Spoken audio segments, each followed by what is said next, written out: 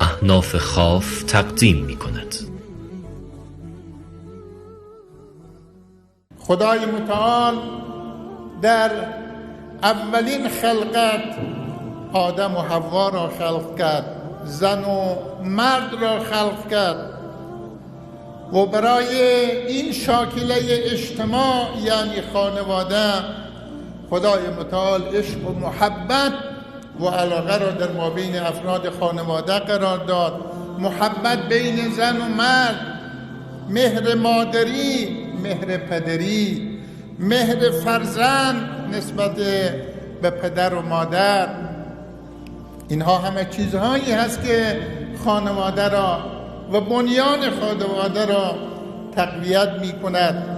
اما همونطور که اشاره فرمودن الان ما در کجا هستیم؟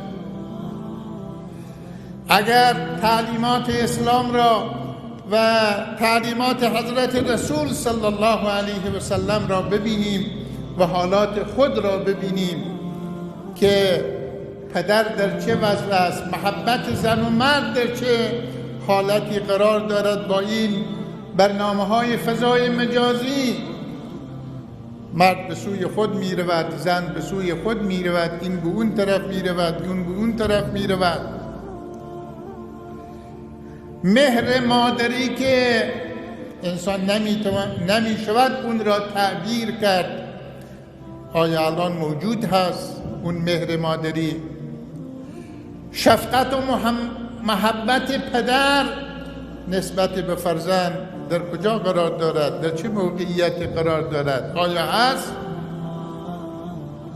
محبت فرزندان نسبت به پدر و مادر در چه وضعیتی قرار دارد؟ همون حالتی که در قیامت باید رخ بده الان رخ داده. پدر از فرزند گریزان، فرزند از پدر گریزان، ای از او گریزان، ای از او گریزان، همه بر همون راهی که برای اونها دشمنان اسلام ترسیم کردن بر همون راه می رود.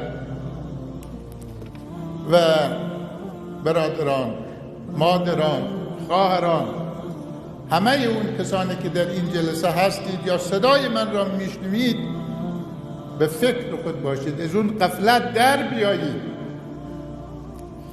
مادر قدر خود را بداند، پدر قدر خود را بداند، فرزند قدر خود را بداند، زن و شوهر قدر خود را بدانند، تا اینکه اون عرض کردم بنیان خانواده که مد نظر شریعت هست و مد نظر اسلام هست و مد نظر خدا هست و اون تربیتی که باید باشد اون انجام بگیره.